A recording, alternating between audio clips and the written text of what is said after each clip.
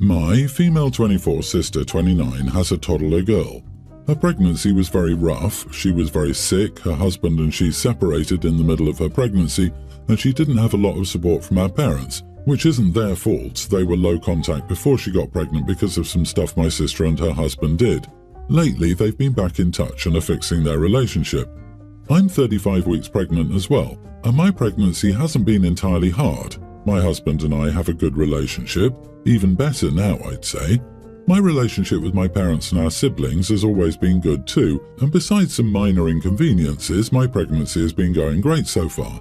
My mother is planning to move in with us for 1 or 2 weeks, we'll see, after I give birth to help me out, which is something she didn't do for my sister. We discussed this last Saturday because our parents had a family dinner and we were invited.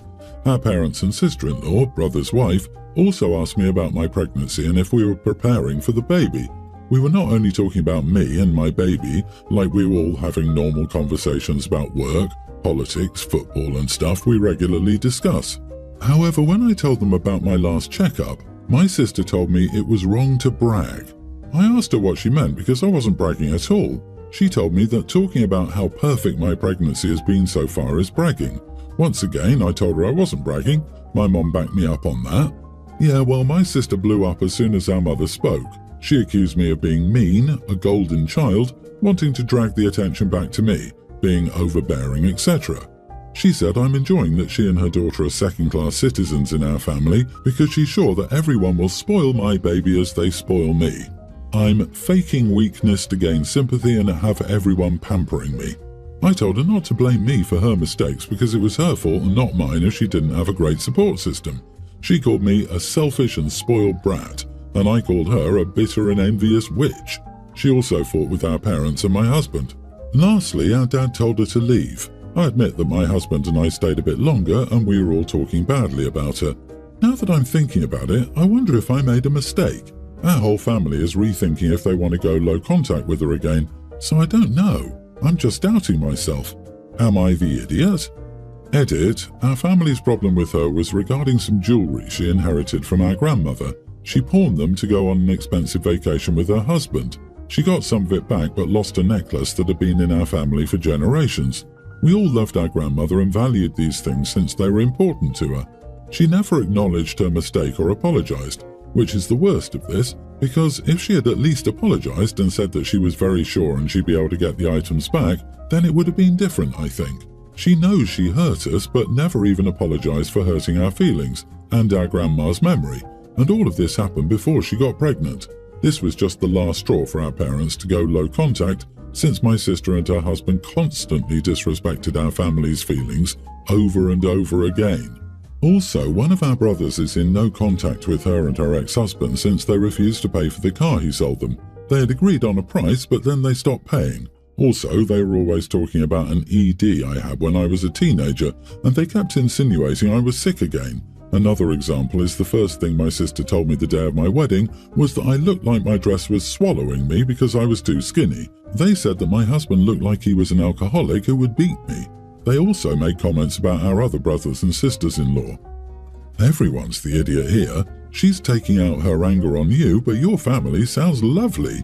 You can be upset with her, but man, you can't expect to rebuild a relationship with her when you guys literally crap-talked her for a long period after she left. I may not get along with my sister all the time, but I don't crap-talk her the second she leaves.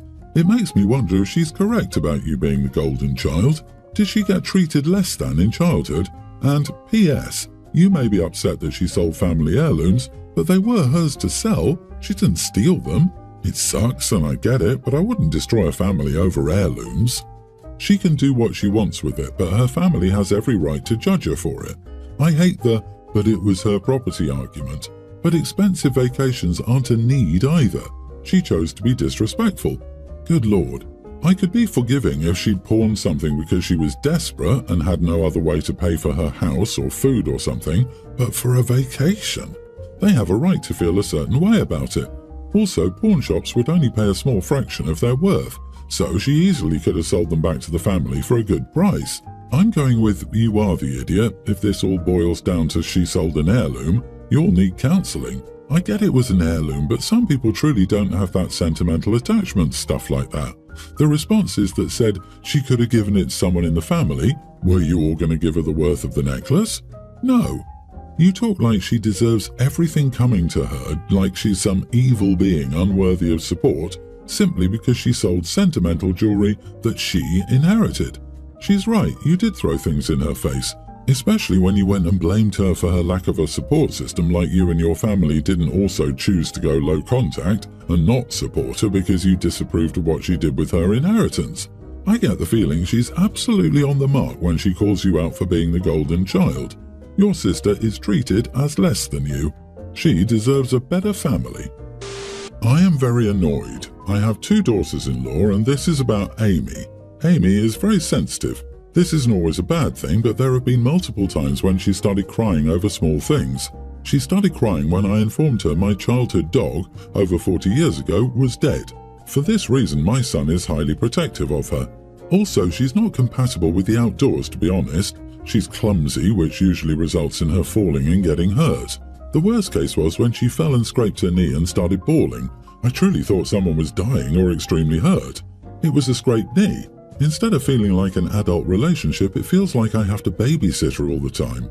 Not to mention walking on eggshells, or she might cry. My 2 daughters have also felt this way, and when we bring it up, my son will not entertain the conversation. I don't know what's going on with her, but we've raised our complaints before and nothing has changed. So I'm planning a camping trip, and I invited my other daughter-in-law and my daughters. For the reasons above, I didn't ask Amy. Not everyone has to be invited to everything. She's still invited to all full family trips, holidays and get-togethers. She also has never invited me out, which is fine. The trip is next weekend. They came over to pick up the kids and asked me to babysit next week. I turned it down since I'll be gone. They learned about the trip and I wasn't going to lie. Amy got quiet and asked why she wasn't invited. I told her this was just a trip with them. She got quiet and my son got angry and told me I should have invited her. I reiterated to them that this wasn't a family trip. Nothing was working. After going in a circle, I had enough. I told them I didn't invite her because I didn't want her there. I will not be giving invites to someone I don't want at the event. You don't get invited everywhere. They both need to be adults and understand. If they can't get that through their heads, I will bring up every family vacation they took where I didn't get an invite. They both called me an idiot. Yeesh, do you realize you just torched the relationship with your son, right? And burned what flimsy bridge you had with your daughter-in-law to the ground? Honestly, you come across as an absolute judgy idiot. Fine, you didn't invite her. You could have been more tactful or delicate about how you told her, especially since you're aware she's sensitive. It comes across like you intended to hurt her to prove your point. You are the idiot in general. I'm not sure I'd want to be invited anywhere if a scraped knee is the equivalent of a fractured femur to the drama queen of the hour, and extending an invitation to her after she throws a temper tantrum is probably how she wound up as a grown woman with the emotional discipline of a toddler. OP is not the idiot. But the son is if he thinks we all want to cater to his grown princess in Pampers. We had a family gathering last weekend. I was there with my, female 25, son, preschooler, and my husband, my brother, 31, his wife and 2 daughters, kindergartner and pre-tween. When we got to our parents' house, my brother and his family weren't there yet. I helped our mom prepare some food, while Dad and my husband were outside cooking the barbecue. I'm pregnant, so I have very strong cravings. For now, I'm still in the normal kind of cravings. LOL, I have a craving for cherries, so as we still had some time before eating, I decided to go to the store to get some. My son wanted to go with me, and he asked me to get him ice cream, so we went to the store and got the cherries, some other stuff for lunch and an ice cream cone for him. He can't eat it in the car, so once we got to my parents' house again, he unwrapped his cone and started eating. Once we got inside, I found out that my brother and his family were already there too. I didn't know because I didn't see their car. Sister-in-law greeted us and their younger daughter said she wanted ice cream too. Sister-in-law told her to ask me, but I'd only bought one for my son, so she started crying.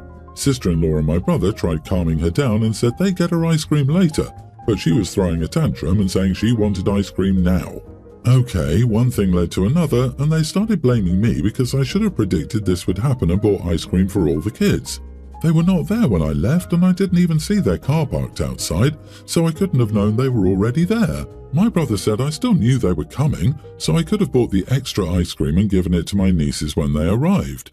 I told them I wasn't thinking about them, only that my son wanted ice cream and that was it. It's not like I did it purposely to upset their kids. They kept treating me like I was some sort of evil witch or something, telling me that I wouldn't like it if they did something like this to my son, saying I was selfish and all that. My sister-in-law and their youngest daughter left, and immediately after eating, my brother and oldest kid left as well. They're angry with me. Our parents and my husband tell me they're exaggerating. Supposedly their youngest had a fever, so that's why she acted out. She was upset. I think all of this definitely didn't help at all with her sickness, but also I just bought something for my kid. I don't understand how I'm such an idiot because of this. So, I don't know, am I wrong here? You are the idiot. You knew it was a family gathering and other kids would come. You also knew that your son wouldn't have been able to eat in the car. It wasn't that big of a deal to buy a box with several ice cream cones. You didn't think about it. I wasn't thinking about them, only for my son, which is a mildly idiotic thing to do. Ain't the end of the world. They should get over it pretty soon, but something like that can stick with your niece's impression of you, so yeah, you might want to start thinking about more than just your nuclear family in the future. Good God, no, you're not the idiot. Another child's tantrum is not your fault or responsibility. Your niece did exactly what she should have done. She asked her mother. Then your sister-in-law just expects you to produce ice cream for your niece?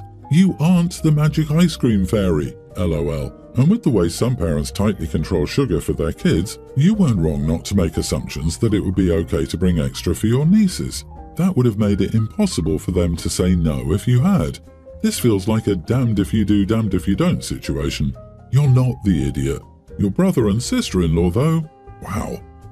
My girlfriend and I have been together for 3 years and have been living together for 2. We're discussing marriage and when it would likely happen. I'm a software engineer and so is she. We both make 6 figures, so money isn't much of an issue, and we each own our own home, although we're living in mine and renting hers out. She's been really tired from work and complains about being tired. I've told her that once we have kids, she can be a stay-at-home mom, and she told me there's no way she would agree to that. I just assumed she wanted her career and left it at that, but one of her friends is thinking of being a stay-at-home mom.